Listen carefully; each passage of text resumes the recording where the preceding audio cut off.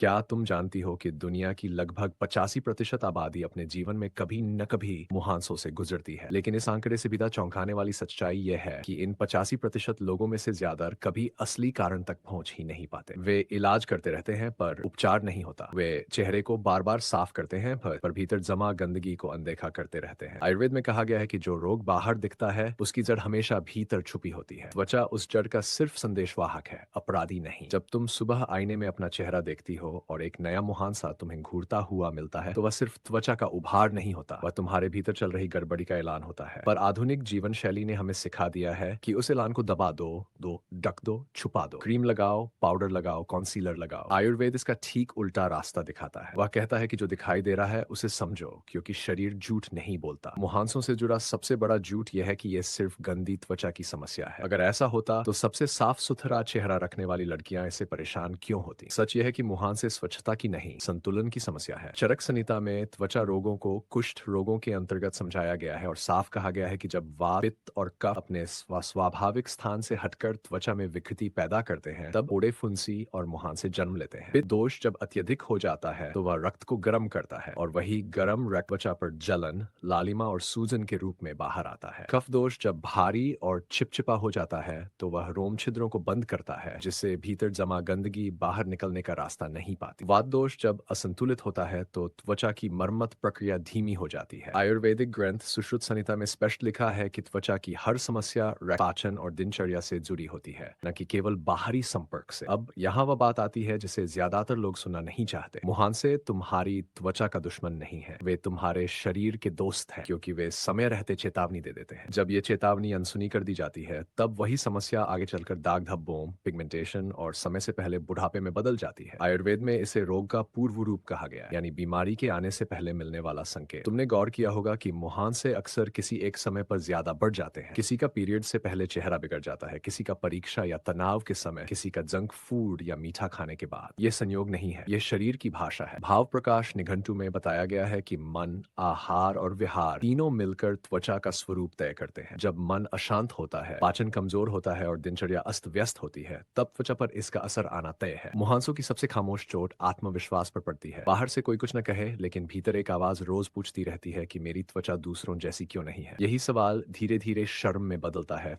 और शर्म चुप्पी में। आयुर्वेद इस मानसिक स्थिति को भी रोग का हिस्सा मानता है। चरक संहिता में कहा गया है कि मन की अशुद्धि शरीर की अशुद्धि से पहले आती है, इसलिए केवल औषधि लगाकर त्वचा को ठीक करने की कोशिश अधूरी है। इसलिए आज से तुम्हें मुहांसों को मिटाने की नहीं, उन्हें समझने की प्रक्रिया शुरू करनी है। यह समझ धीरे धीरे तुम्हें उस रास्ते पर ले जाएगी जहां साफ त्वचा कोई सपना नहीं, एक स्वाभाविक परिणाम बन जाती है। लेकिन उससे पहले तुम्हें यह स्वीकार करना होगा कि तुम्हारी त्वचा अकेली दोषी नहीं है। दोष जीवन शैली का है, भोजन का है, नींद का है और सबसे ज्यादा उस जल्दबाजी का है जिसमें हम हर चीज का तुरंत परिणाम चाहते हैं। यह सिर्फ शुरुआत है। अभी हमने समस्या की परत को छुआ है, जड़ तक पहुंचना बाकी है। अब जरा भीतर की तरफ चलो, क्योंकि जब तक हम शरीर के अंदर नहीं झांकते तब तक साफ त्वचा की बात अधूरी रहती है। आयुर्वेद कहता है कि त्वचा शरीर की 7 धातुओं की अंतिम अभिव्यक्ति है। इसका अर्थ यह है कि जो कुछ भी तुम खाती हो, सोचती हो, महसूस करती हो और जिस तरह से जीती हो उसका उसका अंतिम असर पर दिखाई देता है। इसलिए मुहांसे अचानक नहीं निकलते, वे अंदर चल रही एक लंबी प्रक्रिया का परिणाम होते हैं। सबसे पहला और सबसे अनदेखा कारण है पाचन। आयुर्वेद में इसे अग्नि कहा गया है। जब यह अग्नि संतुलित होती है तो भोजन सही तरह से पचता है, पोषण बनता है और अपशिष्ट समय पर बाहर निकल जाता है। लेकिन जब यही अग्नि कमजोर हो जाती है या अनियमित हो जाती है तो आधा पचा हुआ भोजन शरीर में विष बनकर जमा होने लगता है, वाह, जिसे आयुर्वेद में आम कहा गया है। यही आम जब रक्त में मिल जाता है तो उसका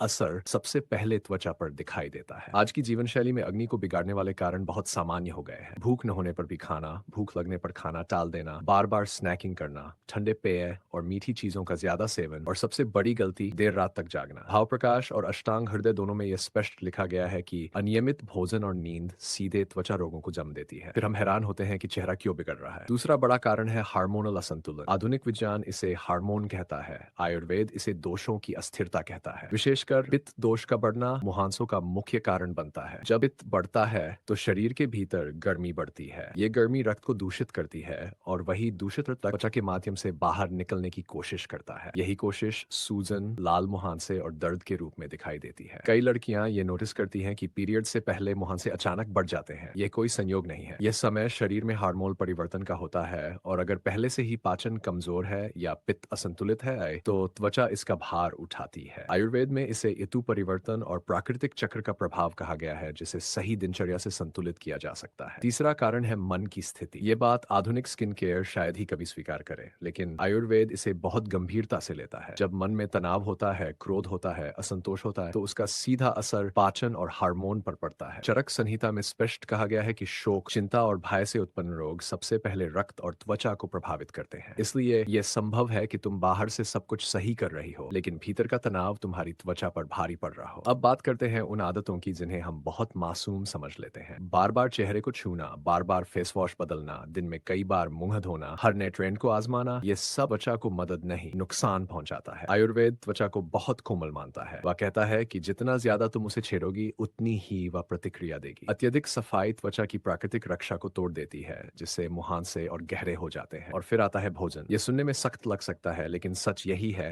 कि त्वचा वही बनती है जो तुम खाती हो। ज्यादा तला हुआ, ज्यादा मीठा, ज्यादा पैकेज्ड और ज्यादा ठंडा भोजन कफ और पित्त दोनों को बिगाड़ता है। सुश्रुत संहिता में बताया गया है कि विरुद्ध आहार यानी ऐसे भोजन संयोजन जो शरीर के लिए असंगत हो, त्वचा रोगों का बड़ा कारण बनते हैं। जैसे दूध के साथ नमकीन, फल के साथ भारी भोजन या भूख न होने पर खाया गया खाना। ये सब सुनकर अगर तुम्हें लग रहा हो कि मुहांसे बहुत जटिल समस्या है, तो ये सच है। लेकिन अच्छी खबर यह है कि जितनी जटिल ये समस्या है, उतना ही प्राकृतिक इसका समाधान भी है। आयुर्वेद लड़ता नहीं है, वह संतुलन बनाता है। वह शरीर को दर्द नहीं देता, उसे समझाता है। अभी तक तुमने ये समझ लिया होगा कि साफ त्वचा कोई एक क्रीम या एक घरेलू नुस्खे से नहीं आती। यह शरीर, मन और जीवन शैली के सामंजस्य से आती है। अब यहाँ से आयुर्वेद का असली काम शुरू होता है, क्योंकि आयुर्वेद समस्या को दबाने की नहीं, शरीर को सही दिशा में लौटाने की विद्या है। वह सबसे पहले यह देखता है कि शरीर किस स्थिति में असंतुलन में गया और फिर उसी क्रम को उल्टा करता है। इसलिए साफ त्वचा पाने का आयुर्वेदिक रास्ता बाहर से नहीं, भीतर से शुरू होता है। आयुर्वेद के अनुसार त्वचा की सफाई का पहला चरण है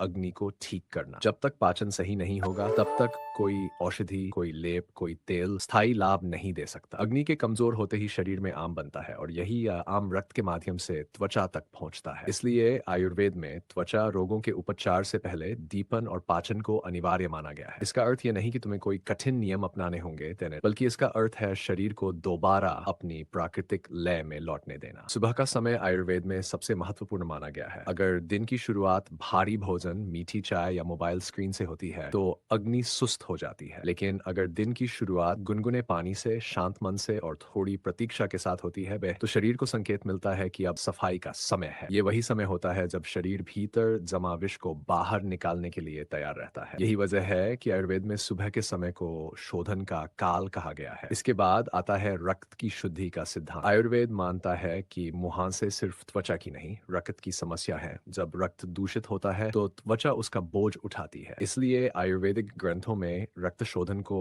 त्वचा रोगों की जड़ बताया गया है। लेकिन यहाँ भी एक बात समझना जरूरी है। रक्त शोधन का अर्थ ये नहीं कि तुरंत कोई तीव्र औषधि ले ली जाए। इसका अर्थ है भोजन, नींद और मानसिक स्थिति के माध्यम से रक्त को शांत करना। पित्त दोष जब संतुलित होता है, तभी त्वचा शांत होती है। और पित्त सबसे ज्यादा प्रभावित होता है हमारे भोजन और भावनाओं से। तीखा, खट्टा, तला हुआ और अत्यधिक नमक, ये सब पित्त को भड़काता है। साथ ही क्रोध, अधैर्य और भीतर दबी हुई नाराजगी भी पित्त को बढ़ाती है। इसलिए आयुर्वेद में साफ त्वचा के लिए केवल डाइट नहीं, मानसिक शांति भी उतनी ही जरूरी मानी गई है। अब यहाँ एक बहुत महत्वपूर्ण बात आती है, जिसे ज्यादातर लोग नजरअंदाज कर देते हैं। आयुर्वेद कहता है कि त्वचा को बार बार बदलने की जरूरत नहीं, बल्कि उसे स्थिरता की जरूरत है। हर हफ्ते नया फेस वॉश, नया सीरम, नया ट्रेंड, ये सब त्वचा को भ्रमित करता है। त्वचा को समझ नहीं आता कि उसे किस स्थिति में रहना है। आयुर्वेदिक दृष्टि से ये भ्रम कफ दोष को बढ़ाता है, जिससे रोम छिद्र बंद होने लगते हैं और मुहांसे और गहरे हो जाते हैं। आयुर्वेदिक उपचार का अगला चरण है दिनचर्या का संतुलन। इसे दिनचर्या कहा गया है और इसे किसी भी औषधि से ज्यादा प्रभावी माना गया है। समय पर सोना, समय पर जागना, भूख लगने पर ही खाना और भोजन के बाद शरीर को विश्राम देना, ये सब छोटे लगने वाले नियम त्वचा पर गहरा असर डालते हैं। रात का समय शरीर की मरम्मत का समय होता है। अगर उस समय तुम जाग रही हो, स्क्रीन देख रही हो या तनाव में हो, तो मरम्मत अधूरी रह जाती है। वही अधूरी मरम्मत अगले दिन चेहरे पर दिखाई देती है। यह समझना बहुत जरूरी है कि आयुर्वेद त्वचा को अलग से नहीं देखता, वह त्वचा को पूरे शरीर की स्थिति का परिणाम मानता है। इसलिए जब तुम भीतर से सही होने लगती हो, तो त्वचा अपने आप साफ होने लगती है। ये प्रक्रिया धीमी हो सकती है, लेकिन स्थायी होती है। यही वजह है कि आयुर्वेद त्वरित परिणाम का वादा नहीं करता, लेकिन जो परिणाम देता है वह टिकाऊ होता है।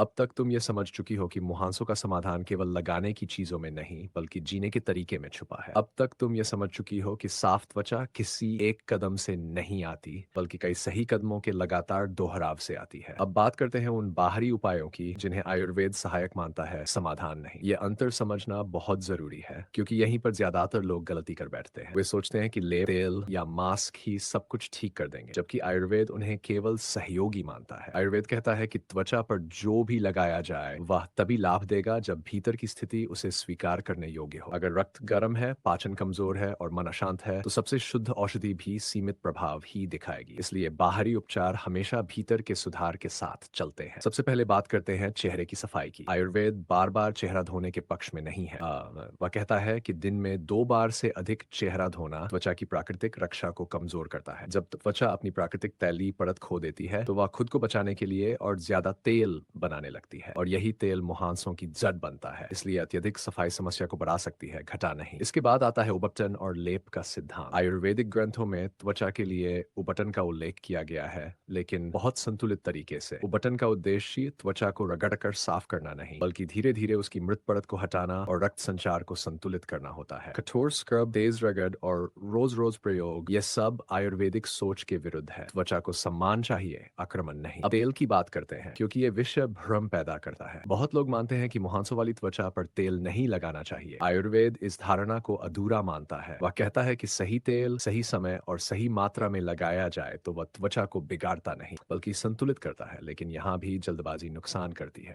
रात को भारी तेल लगाकर सो जाना बिना पाचन और दिनचर्या सुधारे, ये कफ को और बढ़ा सकता है। आयुर्वेदिक दृष्टि से त्वचा को सबसे ज्यादा नुकसान पहुंचाने वाली आदत है बार बार छेड़छाड़। मुहांसे को दबाना, खुजलाना, छूना, ये न केवल संक्रमण बढ़ाता है, बल्कि दाग धब्बों की नींव भी रखता है। सुश्रुत संहिता में त्वचा के घावों के बारे में स्पष्ट कहा गया है कि अनावश्यक हस्तक्षेप से रोग गहरा हो जाता है और उसका निशान स्थायी बन सकता है। यह नियम मुहांसों पर भी उतना ही लागू होता है। अब एक बहुत महत्वपूर्ण बात जिसे आयुर्वेद बहुत पहले समझ चुका था, लेकिन आज भी हम भूल जाते हैं। त्वचा की मरम्मत का समय रात है। अगर तुम रात को देर तक जागती हो, स्क्रीन की रोशनी में रहती हो या दिमाग को लगातार सक्रिय रखती हो, तो शरीर को मरम्मत का अवसर ही नहीं मिलता। अधूरी मरम्मत का परिणाम अगले दिन त्वचा पर सूजन, नए मुहांसे और थकान के रूप में दिखाई देता है। इसलिए साफ त्वचा का एक अनदेखा रहस्य है समय पर नींद। ये भी समझना जरूरी है कि त्वचा की प्रतिक्रिया तुरंत नहीं बदलती। आयुर्वेद में इसे काल सिद्धांत कहा गया है। शरीर को किसी भी परिवर्तन को स्वीकार करने में समय लगता है। अगर तुम आज सही दिशा में चलना शुरू करती हो, तो उसका असर कुछ हफ्तों में दिखेगा, कुछ दिनों में नहीं। लेकिन यही असर स्थायी होता है। यही वजह है कि आयुर्वेद धैर्य सिखाता है, जल्दबाजी नहीं। बहुत सी महिलाएं यह पूछती हैं कि क्या दाग धब्बे कभी ठीक होंगे। आयुर्वेद का उत्तर सीधा है, अगर कारण हट गया है तो प्रभाव भी धीरे धीरे मिटता है, लेकिन अगर कारण बना हुआ है तो कोई भी उपाय स्थायी नहीं हो सकता। इसलिए पहले कारण फिर उपचार, यही आयुर्वेद की मूल सोच है। अब तक तुम ये समझ चुकी हो कि साफ त्वचा पाने का मतलब सिर्फ मुहांसे हटाना नहीं है, बल्कि पूरे शरीर को संतुलन में लाना है। अगर तुम्हें यह समझ थोड़ी सी भी नई लगी हो, अगर तुम्हें लगा हो कि